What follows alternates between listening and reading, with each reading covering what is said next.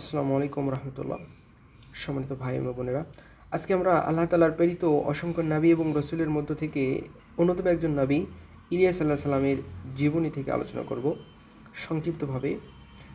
আল্লাহ তাআলার প্রেরিত অসংখ্য নবী রসুলের মধ্যে ইলিয়াস আলাইহিস সালাম ছিল অন্যতম, এবং তার ব্যাপারে যদিও কোরআনে খুব অল্প আলোচনা এসেছে, তো যতটুকু এসেছে আমরা আলোচনা করার চেষ্টা করব। কোরআন, হাদিস, সাহাবায়ে কেরামদের থেকে বর্ণিত বিভিন্ন ঘটনা, তার পরবর্তী তাবেইন থেকে বর্ণিত, প্লাস বিভিন্ন ইতিহাসবেত্তা সহ যারা বড় বড় ইসলামিক স্কলার যারা রয়েছেন তাদের বর্ণিত বিভিন্ন ঘটনা নিয়ে আলোচনা করা হবে ইনশাআল্লাহ তাআলা।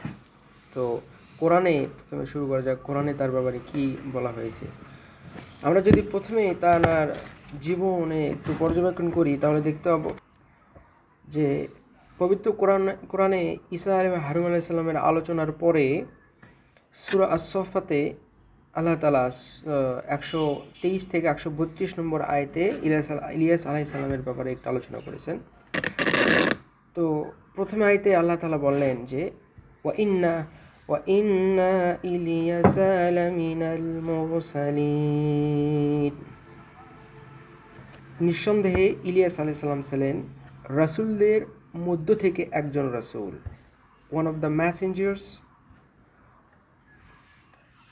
এরপর আল্লাহ বললেন ইয ক্বালা লিকওমিহি আল্লা তাত্তাকুন আতাদউনা বা'লান ওয়া তাযারুনা আহসানাল খালিকিন আল্লাহ রাব্বাকুম ওয়া রাব্বা আবাইকুমুল আউয়ালিন।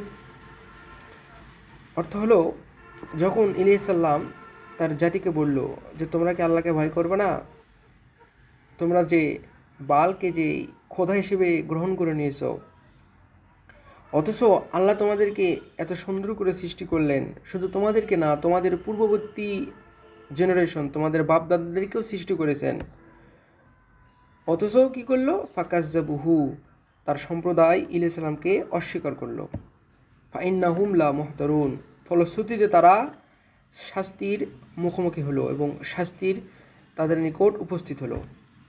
সম্মানিত ভাইরা, যদি আমরা ইলিয়াস আলাইহিস সালামের বংশ নিয়ে একটা আলোচনা করি, তার ক্লাইব, তার গোত্র বা বংশ সেটা হচ্ছে, ইলিয়াস সালাম জন্মগ্রহণ করেছিলেন তিনি মূলত প্রথমে ছিলেন হারুন আলাইহিস সালামের বংশধর।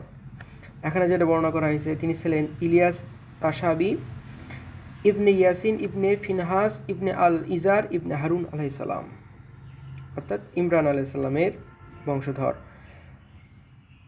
আর ইলিয়াস সালামের জন্মের ব্যাপারে একটি মতবাদ রয়েছে, বা তার জন্মস্থানের ব্যাপারে যে তথ্যটি উল্লেখ করা হয়েছে সেটা হচ্ছে যে দামেস্কের পশ্চিম পাশে, অর্থাৎ বর্তমানে যেটা লেবানন যে দেশ, সেই দেশের বালাবাক নামক স্থানে ইলিয়াস সালাম জন্মগ্রহণ করেন, এবং সেটাই ছিল তার দাওয়াতি কাজের এরিয়া বা গ্রাউন্ড। এখানেই তিনি তার দাওয়াতি কাজ পরিচালনা করতেন। আল্লাহ তাআলা তো প্রত্যেক নবীকে সুনির্দিষ্ট স্পেসিফিক কমিউনিটিতে প্রেরণ করেছিলেন, কিন্তু একমাত্র রাসূল সাল্লাল্লাহু আলাইহি ওয়াসাল্লাম ছাড়া। কারণ ওমা আরসালনাকা ইল্লা রাহমাতাল লিল আলামিন, তিনি শুধুমাত্র নির্দিষ্ট, not a specific community, not for Arab, সমস্ত মানব জাতির জন্য রাসূল সাল্লাল্লাহু আলাইহি ওয়াসাল্লাম প্রেরণ করেছিলেন। আর বাকি সমস্ত নবী ছিল কোনো নির্দিষ্ট কোনো কমিউনিটির জন্য। তো ইলিয়াস সাল্লাম এর জাতিরা মূর্তি পূজায় লিপ্ত ছিল। তারা বাল নামক একটা মূর্তির ইবাদত করত। তো ইলিয়াস সাল্লাম যখন আল্লাহর পক্ষ থেকে নবুয়ত প্রাপ্ত হলেন, তখন ওনার জাতিকে দাওয়াত দিলেন যে তোমরা যার ইবাদত করতেছো এটা তো তোমরা তৈরি করে নিয়েছো, অথচ তোমাদেরকে আল্লাহ তাআলা এত সুন্দর করে সৃষ্টি করলেন, তোমাদের পূর্বপুরুষদের সৃষ্টি করলেন, তাকে তোমরা ভুলে গিয়ে এরকম একটা রবকে ইবাদত করতেছো। তো এইটা রিফ্লেকশনে তার কওমের লোকেরা তাকে আর কি মিথ্যা প্রতিপন্ন করা শুরু করলো, তাকে এমনকি হত্যা করার জন্য ষড়যন্ত্র পাকানো শুরু করলো। এর ফলশ্রুতিতে ইলিয়াস আলাইহিস সালাম পলায়ন করেছিলেন এবং আত্মগোপন করেছিলেন।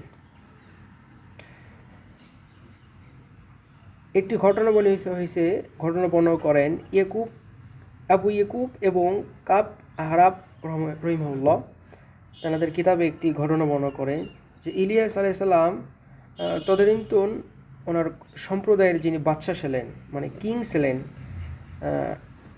বংশের যিনি আর কি রাজা, ওনার ভয়ে, মানে উনি তো তার জাতির লোকেরা তো তার দাওয়াত গ্রহণ করেই নাই এবং রাজাও করে নাই। ফলশ্রুতিতে রাজা তাকে হত্যার যখন নির্দেশ দিল তখন তিনি পলায়ন করে একটি পাহাড়ে আত্মগোপন করলেন এবং বর্ণনা করা হয়েছে যে সেখানে তিনি 10 বছর আত্মগোপনে ছিলেন। পরবর্তীতে সেই রাজা যখন মারা যায় তখন পরবর্তীতে তার ছেলে আবার সেই মানে ছেলে সেখানকার রাজা বা বাদশাহ হন এবং পরবর্তীতে ইলিয়াস আলাইহিস সালাম সেই গুহা থেকে বেরিয়ে তার ছেলের কাছে দাওয়াত দেন এবং সেই বাদশাহ তার দাওয়াত গ্রহণ করে। ফলশ্রুতিতে তার সম্প্রদায়ের লোক সবাই গ্রহণ করে, তবে 10,000-এর মতো লোক ইসলাম গ্রহণ করেছিল না তদানীন্তন সময়, ইলিয়াস সালামের দাওয়াত গ্রহণ করে নাই। পরবর্তীতে সেই বাদশাহ সেই 10,000 লোককে হত্যা করে। এতটুকু এই ঘটনা বর্ণনা করেছে। এরকম করে অনেক ঘটনা এসেছে যেগুলো অনেক দুর্বল, কোনোটা জাল, কোনোটা ইসরায়েলি বর্ণনা। ঠিক এরকম আরেকটি বর্ণনা এসেছে যে মাখুল রহিমাহুল্লাহ এবং কাব রহিমাহুল্লাহ থেকে বর্ণিত এসেছে, এটি বর্ণনা এসেছে যে তিনি বলেন যে আল্লাহ তাআলা 4 জন নবীকে বর্তমানে জীবিত রেখেছেন, 2 জন আসমানে এবং 2 জন জমিনে। 2 জন যারা জমিনে তারা হলেন খিজির আলাইহিস সালাম এবং ইলিয়াস আলাইহিস সালাম, আর 2 জন যারা আসমানে তারা হলেন ইদ্রিস আলাইহিস সালাম এবং ঈসা আলাইহিস সালাম। এরকম করে অনেক ঘটনা বর্ণিত হয়েছে যেগুলো জাল। এরকম কিছু ঘটনা হলো ইলিয়াস সালাম প্রত্যেক বছর এবং খিজির আলাইহিস সালাম প্রত্যেক বছর বাইতুল মুকাদ্দাসে দেখা করতে আসেন। ওনারা প্রত্যেক বছর হজ করেন, প্রত্যেক বছর আরাফাত ময়দানে দেখা করেন, সাক্ষাৎ করেন। তারা বছরে একবার খাবার খান এবং হজ করার সময় এমনভাবে জমজমের পানি পান করেন যে সারা বছর আর পানি খাওয়ার প্রয়োজন হয় না। এরকম অনেক ঘটনা এসেছে। এমনকি একটি ঘটনায় বর্ণিত হয়েছে আনাস রাদিয়াল্লাহু তাআলা আনহু থেকে, যদিও এটি বর্ণনার ব্যাপারে অধিকাংশ মুহাদ্দিসগণ তারা এটাকে দুর্বল এবং জাল বলে আখ্যায়িত করেছেন। সেটা হলো যে রাসূল সাল্লাল্লাহু আলাইহি ওয়াসাল্লাম একদিন এই ইলিয়াস আলাইহিস সালামের দোয়া করতে দেখেন যে ইসলাম দোয়া করতেছেন, হে আল্লাহ আমাকে মুহাম্মদ সাল্লাল্লাহু আলাইহি ওয়াসাল্লাম উম্মত বানিয়ে যাও এবং রহমকারীদের অন্তর্ভুক্ত করে দাও, তাওবাকারীদের অন্তর্ভুক্ত করে দাও এবং দোয়া কবুলকারীদের অন্তর্ভুক্ত করে দাও। তখন আনাস রাদিয়াল্লাহু তাআলা ইলিয়াস আলাইহিস সালামের কাছে যান এবং পরবর্তী 4 সময় জানতে পারেন এবং ইলিয়াস আলাইহিস সালাম দেখেন যে তিনি 300 হাত লম্বা। আর এখানেই মূলত গরমিল একটা যে কোনো মানুষের আকৃতি 300 হাত হতে পারে না, কারণ আমাদের যিনি আদিপিতা আদম আলাইহিস সালাম ওনার আকৃতি ছিল 60 হাত। লাম্মা খালাকা আদম, আল্লাহ তাআলা যখন আদম আলাইহিস সালাম সৃষ্টি করেন ওনার আকৃতি ছিল 60 হাত।